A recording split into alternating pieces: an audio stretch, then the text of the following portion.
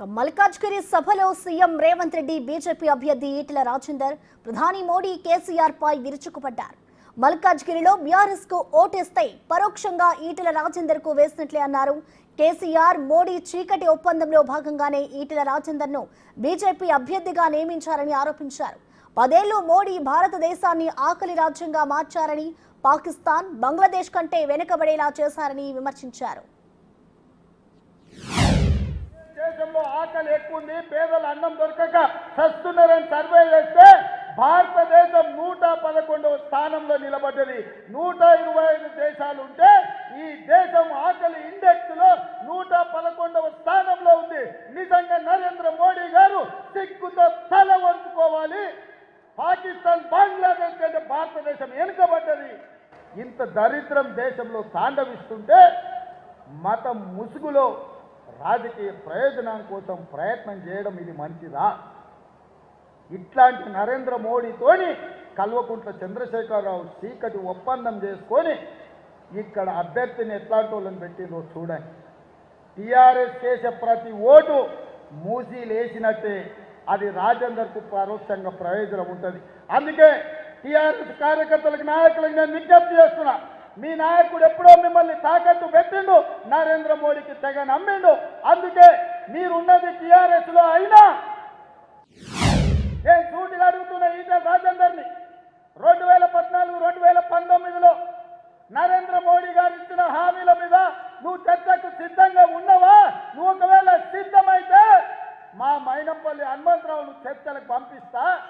మోడీ ఇచ్చిన హామీలు అమలు చేసిండ్రా మీరు? ఆనాడు చెప్పిండు మోడీ ప్రతి సంవత్సరం 2 కోట్ల ఉద్యోగాలు ఇస్తా అన్నాడు. 10 ఏళ్లలో 20 కోట్ల ఉద్యోగాలు ఇచ్చి ఉండాలి. కానీ పార్లమెంటులో నేను అడిగిన ప్రశ్నకు 7,21,680 ఉద్యోగాలు ఇచ్చినాను. చెప్పింది 20 కోట్లు, ఇచ్చింది 7 లక్షలు. ఎవరి ముక్కులో పెట్టాలి ఆ ఉద్యోగాలని నేను అడుగుతున్న ఈటెల రాజేందర్. ఇదే కాదు, ఈ దేశంలో రైతుల ఆదాయం పెంచాలి, 2022 లోపల రైతుల ఆదాయాన్ని 2 చేస్తానని ఆయన ఎన్నికల్లో హామీ ఇచ్చాడు. మరి నువ్వు మోడీ ప్రభుత్వంలో నువ్వు నాయకత్వం వహించినావు. మోడీకి ముఖ్యంగా అమిత్ షా నా జేబుల్నే ఉన్నాడు, నేను ఎప్పుడు పిలిస్తే అప్పుడు వలుస్తాడని అన్నాడు ఈటెల రాజేందర్. నిజమే, ఈటెల రాజేందర్కు అమిత్ షా దగ్గరోడే. మరి దగ్గరోడైతే కేంద్ర హోంశాఖ మంత్రిగా ఉన్న అమిత్ షా తోటి ఎందుకు ఈటెల రాజేందర్ కేసీఆర్ అవినీతి మీద, కాళేశ్వరం ప్రాజెక్టు మీద, హైదరాబాద్ చుట్టూతా ఆక్రమించుకున్న భూముల మీద, ధరణి పోర్టల్ అడ్డం పెట్టి కొల్లగొట్టిన 1000 కోట్ల రూపాయల మీద, కేసీఆర్ కుటుంబం మీద, కల్వకుంట్ల తారక రామారావు అవినీతి మీద ఈటెల రాజేందర్ విచారణకు ఎందుకు ఆదేశాలు తీసుకురాలే అమిత్ షా నుంచి అని నేను అడుగుతున్నా. నేను సూటిగా అడుగుతున్నా ఈటెల రాజేందర్, నీ భూములు ఆక్రమించుకున్నాడు, నీ మీద అక్రమ కేసులు పెట్టినా నువ్వు మాట్లాడినావు కదా ఆడాడు. నువ్వు ఎమ్మెల్యేగా దాదాపుగా 3 ఏళ్ళు బీజేపీ ఎమ్మెల్యేగా అమిత్ షా మనిషిగా ఉన్నావు కదా.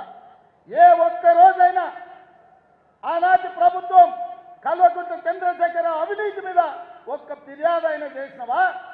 చంద్రశేఖరరావు అవినీతి నిక్కుదేసి 1000 కోట్ల రూపాయలు ఎందుకు ఆ కేసీఆర్ నుంచి రాబట్టడానికి ప్రయత్నం చేయలేదు? ఏమి మీ ఆలోచన నేను అడుగుతున్నా, ఏంది మీ అండర్స్టాండింగ్ అని నేను అడుగుతున్నా. ఏ ఒక్క రోజైనా ఈటెల రాజేందర్ మున్సిపల్ మంత్రిగా, ఐటీ మంత్రిగా కేటీఆర్ గురించి ఎప్పుడైనా మాట్లాడినా? మీరు ఒక్కసారి ఆలోచన చేయండి. అయ్యే సెచ్చోడంట, కొడుకు మంచోడంట ఉంటాదే కదా. ఇది తగునా? ఎన్నికల్లో నెగ్గడం కోసం ఇంత నీచమైన రాజకీయాలు చేస్తావా? మతాల మధ్యలో చిచ్చుపెట్టి, ప్రాంతాల మధ్యలో చిచ్చుపెట్టి, భాషల మధ్యలో చిచ్చుపెట్టి ఈ దేశాన్ని సర్వనాశనం చేసి భారతీయ జనతా పార్టీ గెలవాలంటుంటే కమ్యూనిస్టునని చెప్పుకునే ఈటెల రాజేందర్ ఎక్కడ తలకాయ పెట్టుకుంటావని నేను అడుగుతున్నా.